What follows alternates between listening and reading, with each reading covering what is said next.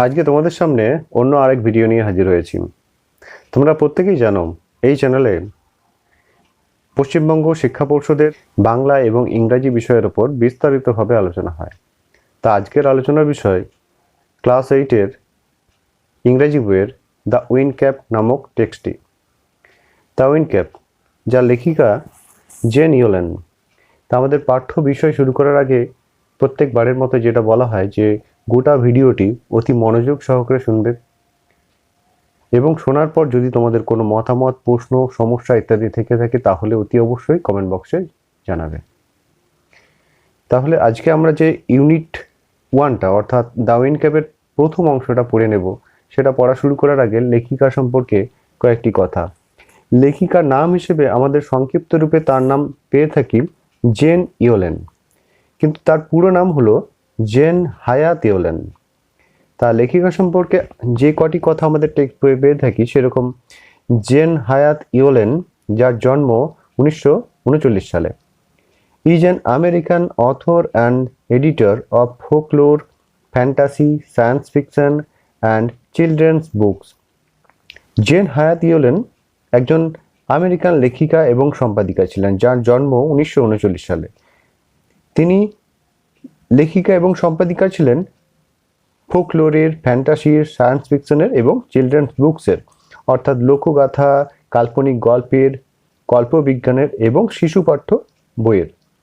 She has written over 280 books, the best known of which are the Holocaust novella and the Devil's Arithmetic. তিনি 280টিরও বেশি বই লেখেন। তার মধ্যে সবথেকে বিখ্যাত সেটা হলো the Holocaust নোভেলা and the Devil's arithmetic. The present text is an edited version of her popular short story of the same name. এই বর্তমানে পাঠ্যটা তার এক জনপ্রিয় গল্প এই একই নামে অর্থাৎ দ্য উইন্ড ক্যাপ নামেই তার যে জনপ্রিয় গল্পটি রয়েছে তার সম্পাদিত সংস্করণ। আজকের পড়া অংশ শুরু করার আগে তোমাদেরকে বলে রাখি ভিডিওটা অতি অবশ্যই তোমরা মনোযোগ সহকারে শুনবে। There was once a lad who wanted to be a sailor, but his mother would not let him go to the sea. এককালে একবার এক বালক নাবিক হতে চেয়েছিল, কিন্তু তার মা তাকে সমুদ্রে যেতে দিতে চায়নি। ল্যাড অর্থাৎ বালক, সেলর নাবিক। Child, what do you know of sailing, she would say. তিনি বলেছিলেন, বাচ্চা, তুমি নাবিকের কাজ কি জানো? সেলিং অর্থাৎ এক্ষেত্রে সেল থেকে সেলিং, নাবিকেরা কি করে সে নাবিকের কাজ বোঝাতে sailing. You are a farmer son, you know the turn of the season and the smell of the soil, but you do not know the sea. You are a farmer son, তুমি হচ্ছে একটা চাষির ছেলে। Farmer অর্থাৎ চাষি। You know the turn of the season, তুমি ঋতুর পরিবর্তন সম্পর্কে জানো বা সময়কালের পরিবর্তন সম্পর্কে তুমি জানো। এখানে সিজন অর্থাৎ আমরা জানি ঋতু। And the smell of the soil, এবং মাটির গন্ধ। But you do not know the sea, কিন্তু তুমি সমুদ্র সম্পর্কে জানো না। Now the boy whose name was John, এখন বালকটি যার নাম ছিল John, had always obeyed his mother, সর্বদাই তার মায়ের বাধ্য ছিল। সর্বদাই অর্থাৎ অলওয়েজ, ওবেড অর্থাৎ বাধ্য হওয়া। So he went about his farm work with a heavy heart, but did not again mention the sea. Mention মানে উল্লেখ করা, হেভি হার্ট এক্ষেত্রে ভারাক্রান্ত হৃদয়। So he went about his farm work with a heavy heart, তাই সে চলে গেছিল ভারাক্রান্ত হৃদয় নিয়ে তার খামারের কাজে। But did not again mention the sea, কিন্তু সমুদ্রের কথা আর উল্লেখ করেনি। মেনশন মানে উল্লেখ করা, এগেন অর্থাৎ পুনর্বার বা আবার।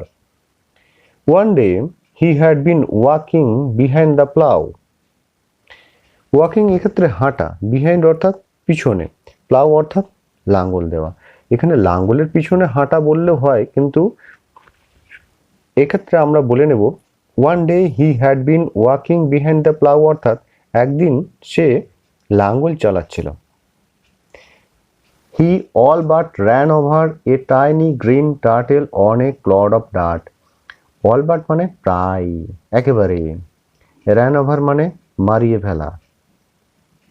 এ টাইনি গ্রিন টার্টেল, এটা টাইনি মানে ক্ষুদ্র, গ্রিন অর্থাৎ সবুজ, টার্টেল অর্থাৎ কচ্ছপ।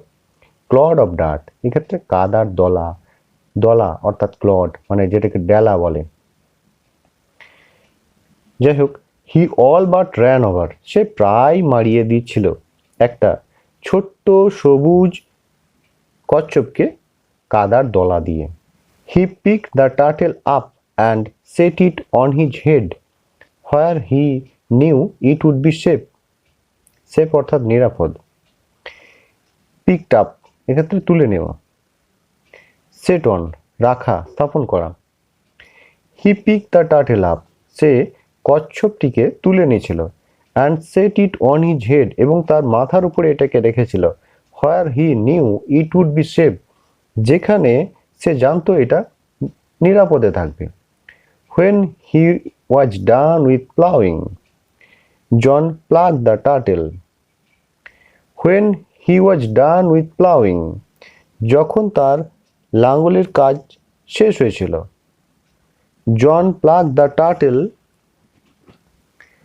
ফ্রম হিজ হেড, জন কচ্ছপটাকে তার মাথা থেকে পেরে এনেছিল।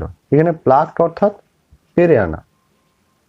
টু হিজ আটার surprise he found that it had turn into A tiny green fairy man that stood upon his palm and board. আটার সারপ্রাইজ, আটার অর্থাৎ অত্যন্ত, অত্যন্ত আশ্চর্য হয়ে বা ভীষণ আশ্চর্য সে দেখতে পেয়েছিল। হি ফাউন্ড, টার্ন অর্থাৎ রূপান্তরিত হওয়া বা পরিবর্তিত হওয়া। এখানে বোর্ড ঝোঁকা ঠিক নয়, ঝোঁকা বললে এক্ষেত্রে হবে না, এক্ষেত্রে অভিবাদন জানানো বলতে হবে।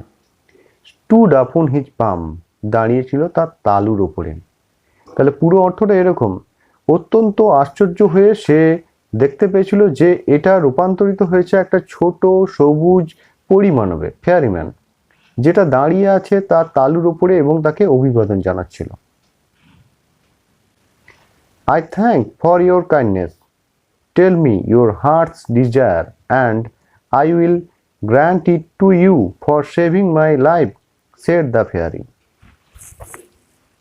পরীটা বলেছিল, আমি তোমাকে ধন্যবাদ জানাই তোমার দয়ানুভবতার জন্য। কাইন্ডনেস অর্থাৎ দয়ানুভবতা। Tell me your heart's desire, heart's desire অর্থাৎ হৃদয়ের ইচ্ছা, আমাকে তোমার হৃদয়ের ইচ্ছা বলো। And I will grant it, grant অর্থাৎ মঞ্জুর করা। আই উইল গ্র্যান্ট ইট, আমি এটা মঞ্জুর করব। ফর সেভিং মাই লাইফ, আমার জীবন রক্ষার জন্য। John board back but said nothing. Board আমরা একটু আগে পেয়েছি, বোর্ড মানে অভিবাদন জানানো। জনও ফিরে পরিমাণবটিকে অভিবাদন জানিয়েছিল কিন্তু কিছু বলেনি। Shed nothing. Although his heart yarn to go out to the sea, he did not express his wish. Although অর্থাৎ যদিও, ইয়ার্ন অর্থাৎ দৃঢ় ইচ্ছা, যদিও তার হৃদয়ে দৃঢ় ইচ্ছা ছিল সমুদ্রে যাবার। He did not express his wish, সে তার ইচ্ছা প্রকাশ করেনি। এক্সপ্রেস অর্থাৎ এখানে প্রকাশ করা। The green fairy man could read a heart easily, so he said, I see you wish to go sailing. John's face answered for him. সবুজ পরিমাণবটা সহজেই হৃদয়ের ইচ্ছা পড়তে পারত, তাই সে বলেছিল, আই সি, আমি দেখতে পাচ্ছি, you wish to go sailing, তুমি সমুদ্রে পাড়ি দিতে চাও। John face answered for him, জনের মুখমণ্ডল তার উত্তর দিয়েছিল। এখানে মুখমণ্ডল না বলে অভিব্যক্তি বললে ভালো হয়। জনের অভিব্যক্তি তার উত্তর দিয়েছিল। আশা রাখি এরপর তোমাদের এই টেক্সটটা পড়ে নিতে সুবিধা হবে। দ্য উইন্ড ক্যাপের পরবর্তী অংশটা পরের ভিডিওতে তোমাদের আলোচনা করা হবে। আজ এই পর্যন্তই। কিছু মতামত বা সমস্যা বা প্রশ্ন থেকে থাকলে অবশ্যই কমেন্ট বক্সে জানিও।